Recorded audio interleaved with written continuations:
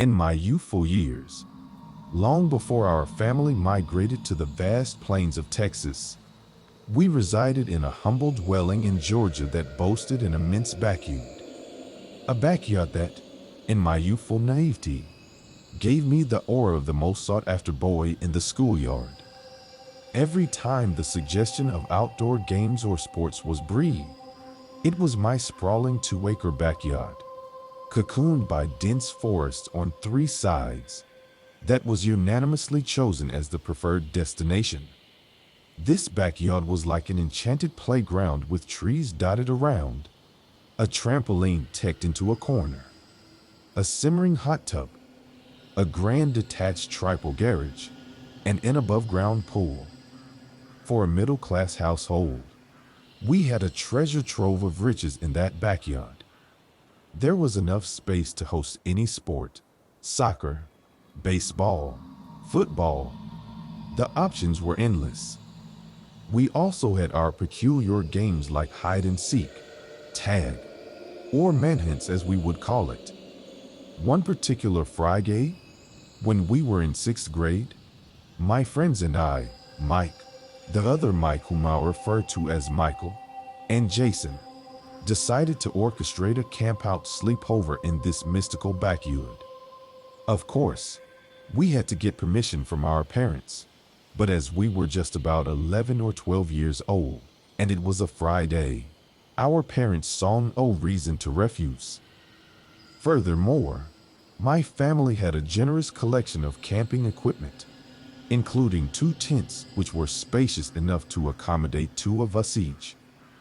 With permission secured, my friends were scheduled to arrive at my house around 5. We had an action-packed evening planned, an exciting game of soccer followed by a half-hour of baseball. As the sun began to set, painting the skies with shades of gold and red, my parents ordered a pizza for us. Having refueled, we then ventured into setting up the tents before darkness shrouded our playground. Being a Boy Scout, I was well versed in pitching tents, and with some help from my friends, we managed to get the tents ready just as the backyard lights came on, bathing the yard in a soothing glow. With the darkness as our cloak, we decided to indulge in our favorite game, manhunts. The rule was simple. Mike and I would hide first while Michael and Jason would hunt. The goal was to reach the home base, which was the back door of our house. The hunters had to blow a whistle to signal the start of the hunt. As the whistle blew, I found a hiding spot under the trampoline at the edge of the yard. Lying in wait under the trampoline, I was looking for the right moment to sneak closer to the back door.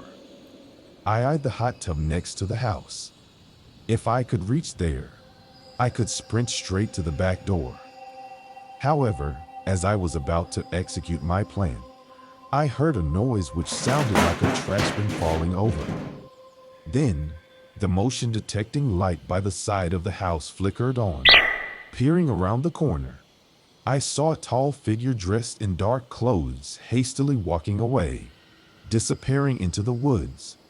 I was sure it wasn't my dad. In panic, I sprinted towards my friends, called off the game, and relayed my encounter to my father. We scoured the area but found nothing unusual. My father suggested we abandon the sleepover and sleep inside, which left us disappointed. Inside the house, we tried to brush off the eerie incident, engaged in some video games, and debated about returning to our tents. Despite our previous encounter, we decided to head back out, quietly tiptoeing to avoid waking my father. Back in our tents, we tried to recapture the earlier jovial atmosphere, but as the night drew deeper, we found ourselves settling down and drifting into sleep. I wasn't asleep yet, but Mike seemed to have drifted off. Suddenly, I heard soft rustling sounds in the grass nearby. The zipper to our tent was being drawn open. Expecting my dad? I looked up but was horrified to see a stranger leering in. A chill ran down my spine as I let out a scream, awakening Mike, who joined in my panic. The stranger tried to hush us, but gave up realizing he was exposed and darted away into the darkness. We raced towards the house, meeting my father, who was already on his way. We could hear him shouting at the stranger, while we huddled inside the living room. The police arrived, took our statements, and a report was filed. The incident was harrowing, and its scars lingered long after. The stranger was never found, and whether he returned to our property remained a mystery. Nonetheless, it was a terrifying ordeal, a reminder of the lurking dangers in our seemingly safe spaces.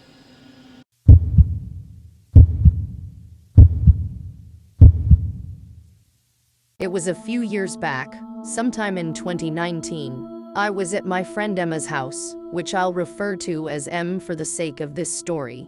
The excitement of the sleepover couldn't mask the unsettling feeling I had. M's house was situated deep in the woods, surrounded by nothing but trees, and the nearest neighbor was half a mile away. What made it even eerier was the cliff behind her house, leading down to the ocean. The night began well, with our friend Lily joining us. We engaged in various teenage games like Truth or Dare and Hide and Seek. As darkness descended, we decided to take a walk along the gravel road that connected the nearby houses.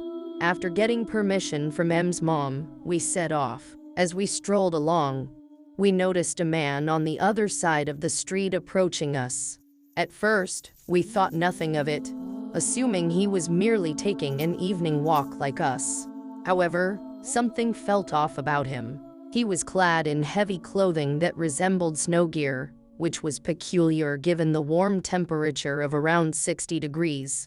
Passing him, we were hit by an overwhelming, repugnant odor emanating from the man. It was indescribably disgusting, causing one of my friends to almost throw up. Deciding to head back, we encountered the man again, now following us. Frustration mingled with fear as he brought his nauseating stench closer. We quickened our pace, only for him to match our speed. As we resorted to jogging, he did the same, and when we glanced back, he was sprinting at us, clutching something that appeared to be a knife. Panic-stricken, we screamed as we ran back to M's house. He stopped chasing us, but we couldn't risk staying to find out his intentions. Back inside, we thought we were safe, but the night held more horrors. I was sitting by one of the windows, overlooking the cliff and ocean, when I heard footsteps outside. My friends dismissed it as the usual deer that visited, but my instincts kept me vigilant. I gazed into the darkness but saw nothing. I suggested going out to pet the deer, but Em and Lily were hesitant, recalling the earlier encounter. We returned to watching a horror movie, trying to distract ourselves. Hours passed, and despite my fatigue, I couldn't shake the feeling that something was wrong. Glancing outside, I noticed movement in the woods. Grabbing a flashlight, I pointed it towards the source, and there he was. The man. Shirtless this time, he was dangerously close. I tried to wake up Em and Lily, but they didn't believe me when they looked outside and found nothing.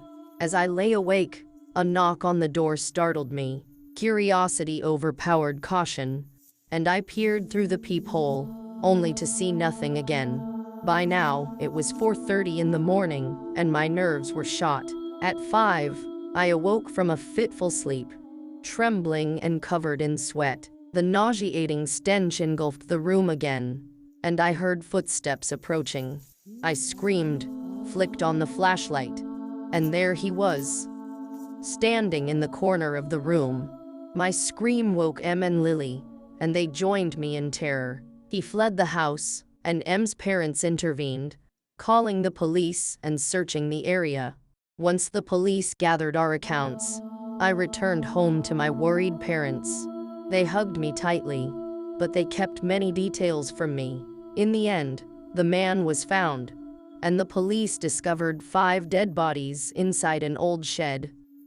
Exactly the shed we dared each other to enter. If events had unfolded differently, my friends and I could have ended up among the deceased. This harrowing experience left me scarred, and ever since that night, I haven't been allowed to attend sleepovers again. The aftermath of that terrifying night left a lasting impact on all of us. The news of the gruesome discovery in the shed haunted my thoughts, and I couldn't shake off the feeling of dread that had settled deep within me. Sleep became elusive, and every creak of the house or rustle of the wind sent shivers down my spine. Despite the assurances of safety from my parents, fear had firmly rooted itself in my mind. I couldn't trust the darkness anymore, and my once vibrant social life began to wither away. My friendships suffered, and even though Lily, and I shared an unbreakable bond, our shared trauma made it difficult to be around each other without reliving the horror of that night. The authorities caught the man responsible for the grisly scene in the shed, but it didn't bring me peace. The mere thought that we had encountered a killer, someone capable of such heinous acts, was enough to keep me on edge. I couldn't escape the nagging question of what would have happened had we not managed to outrun him. Months passed, but the fear refused to release its grip on me. I struggled to concentrate on my studies, and my grades suffered as a consequence. Anxiety accompanied me like a shadow wherever I went, and the world outside felt like a constant threat. It wasn't just the darkness that terrified me. Even in broad daylight, I couldn't escape the feeling of being watched. Counseling sessions became a regular part of my life, but they offered little consolation. The counselor's words seemed distant, unable to penetrate the fortress of fear I had built around myself. Nightmares plagued my sleep, leaving me restless and tormented. I'd wake up drenched in sweat, my heart pounding furiously, reliving the horrifying scenes of that fateful night. As the months turned into years, my unease slowly morphed into paranoia. The woods that had once been the backdrop of joyful adventures now symbolized a malevolent abyss. I couldn't bear the thought of venturing into any remote or secluded place. The very notion of walking alone filled me with terror, and I became excessively cautious, always looking over my shoulder. The once joyous, carefree days of my youth were replaced by the relentless whispers of fear. My parents, desperately wanting to help, arranged therapy sessions and urged me to confront my fears. But the fear had rooted itself too deep, and its hold was unyielding. And Lily tried their best to be there for me, but our relationships had shifted. They could never truly understand the depths of my trauma, and I didn't want them to be burdened by it. So, I withdrew, building a fortress around myself to protect both them and me. Gradually, I learned to put on a brave face, pretending to be strong despite the never-ending fear within. I masked my vulnerability with a smile, going through the motions of life without truly living.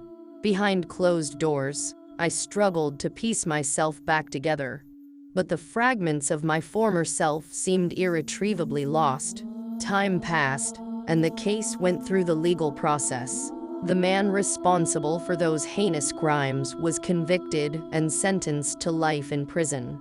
Justice was served, but it didn't undo the damage. The scars on my psyche remained, an ever-present reminder of the fragility of life and the darkness that lurked in the world.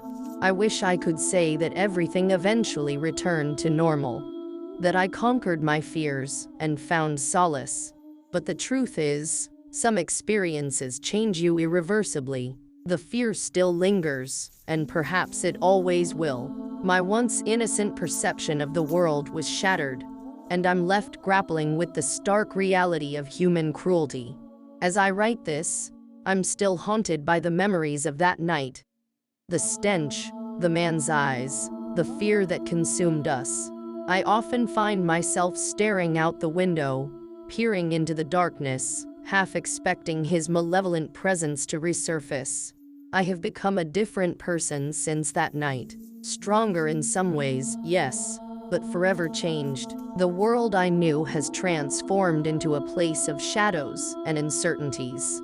The innocence I once held has been replaced by an unsettling awareness of the dangers that exist just beyond the surface. I share this account not as a tale of heroism or triumph, but as a stark reminder that darkness exists, lurking in the most unexpected corners. And though we might try to escape it, sometimes it seeps into our lives and alters us forever.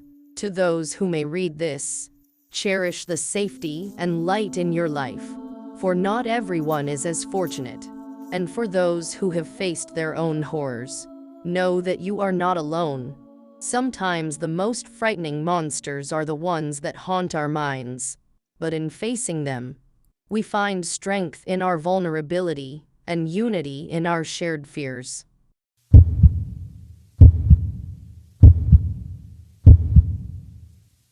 Working in risk management for a prominent bank in Manhattan has its perks, and over time, I've encountered numerous intriguing individuals through my work. However, in 2019, things took a darker turn when a new guy named Victor was assigned to our office. On his first day, he appeared amiable and outgoing, always sporting a wide smile and laughing boisterously. Victor swiftly became a regular at our happy hour gatherings, captivating everyone with his tales of wild experiences, exotic places, and encounters with beautiful women and celebrities. As we grew closer, I began to suspect that many of his stories were embellished fabrications. Nonetheless, his easygoing nature and wit kept me in his company. One fateful day, Victor extended an invitation for me and my little brother James to accompany him and his sister to their opulent condo in St. Pete Beach, Florida. Their affluent mother owned properties in Beverly Hills, Colorado, and St. Pete, and she wouldn't be around that particular weekend. Eager for a change of scenery, we accepted the offer. Our adventure commenced as we all boarded the same flight, and upon meeting Victor's sister at the airport, I sensed an eccentric air about her. The condo boasted 3 bedrooms, a luxurious novelty for me. Victor and his sister took a room each, leaving James and me to share one. I jokingly informed James that if we happened to meet any girls, he'd be relegated to the couch for the night. As the evening set in, we ventured out to some local beach bars, soaking in the vibrant atmosphere. Strangely, Victor began consuming copious amounts of alcohol, becoming increasingly aggressive with others. His behavior was entirely out of character from what I had known of him. His inebriated advances towards women were uncomfortable, and I found myself frequently diffusing awkward situations. Eventually, his behavior escalated to the point where a confrontation ensued, and I had to intervene to prevent things from getting out of hand. To my astonishment, Victor lashed out at me, accusing me of not supporting him. We decided it was best to leave and headed back to the condo, with Victor storming off ahead. Upon reaching the condo, we expected to find a volatile Victor, but to our surprise, he greeted us with excitement and a disarming smile, as if nothing had happened. His rapid mood swings were deeply unsettling. Later, I innocently mentioned the 2 girls who had given us their numbers, and Victor's mood instantly soured. James, unintentionally teasing him, recounted how the girls approached us, inquiring about Victor's absence. The reaction was astonishing. Victor retreated to his room, slamming the door shut. His sister appeared disinterested and standoffish, evading any discussion. The atmosphere grew increasingly uncomfortable, and we decided to venture out once more to meet up with the girls. Victor's incessant texts became increasingly erratic and distressed. Upon our return to the condo, we found him sitting alone on the couch, his gaze fixed on the wall. Attempts to check on him were met with vague responses. As James and I settled into bed, we were disturbed by footsteps outside our door. Victor was eavesdropping on our conversation, and the unnerving laughter and mutterings outside were deeply unsettling. Victor's remarks, referring to me as a stupid ditch, sent shivers down my spine. With an uneasy feeling gnawing at me, we decided to leave the following morning and seek refuge in a hotel. However, Victor's unpredictable behavior escalated in the night. He attempted to strangle me in a fit of rage, hurling accusations of betrayal and slander. It was clear that reasoning with him was futile, he was mentally unstable. Hastily, we gathered our belongings and escaped to the hotel, where we remained until our departure on Sunday. Back at the office, Victor steered clear of me, avoiding any interaction. Eventually, he requested a transfer to a different office, which I couldn't help but feel responsible for. Beneath the facade of charm and humor lurked a deeply troubled and unstable individual, and the terrifying night spent in his condo left an indelible mark on my psyche. It serves as a chilling reminder of how people we think we know can harbor darkness within, and that true horrors often lie hidden behind masks of normalcy. After that harrowing encounter, I couldn't shake the feeling of being haunted by Victor's unpredictable and unsettling behavior. It felt like I had come face to face with the true darkness that can lurk beneath the surface of seemingly ordinary individuals. As weeks passed, I found myself constantly replaying that eerie night in the condo, wondering what had triggered such a drastic change in Victor's demeanor. I tried to put the disturbing incident behind me and focus on my work, but the memory of his malevolent outburst lingered like a dark shadow. It affected my interactions with others, making me question whether I truly knew the people around me, even those I considered close friends. I found myself becoming more cautious, hesitant to trust too easily. Despite Victor's transfer to a different office, I couldn't escape the sense of unease that he had left in his wake. I couldn't help but wonder if he had shown his true colors that night, or if there was something even more sinister hidden beneath his charming facade. It was as though I had caught a glimpse of a hidden world of darkness that existed just beneath the surface of our everyday lives. As time went on, I learned to be more discerning in my interactions with others, always on the lookout for signs of hidden turmoil. I began to appreciate the importance of truly knowing the people around me, beyond the surface level of casual acquaintanceship. It was a lesson learned in the most unnerving way possible, and I couldn't help but feel a certain sense of dread every time I thought about it. To this day, the memory of that unsettling night still sends shivers down my spine. It's a constant reminder that appearances can be deceiving, and that true horror can lie in the most unexpected places. The experience left me with a newfound appreciation for the importance of mental health and the significance of being there for one another, even in the face of darkness. While I never encountered anyone quite like Victor again, the experience changed the way I approached both my personal and professional relationships. I vowed to always be there for those around me, to listen and support them through both good times and bad. The darkness I had seen in Victor had shown me the importance of compassion and understanding, even when faced with seemingly inexplicable behavior. As I reflect on that night, I can't help but wonder what became of Victor. Did he seek help? Did he find the light amidst the darkness that seemed to consume him? Or did he continue to spiral down a path of self-destruction? The uncertainty haunts me, but I can only hope that he found the help and support he needed to confront his demons. In the end, that chilling experience taught me that life can be unpredictable and that we should never take the people around us for granted. Each individual carries their own burdens and struggles, and it's essential to treat everyone with empathy and kindness. The darkness I encountered that night will forever be etched in my memory, a constant reminder that true horror can often be found where we least expect it.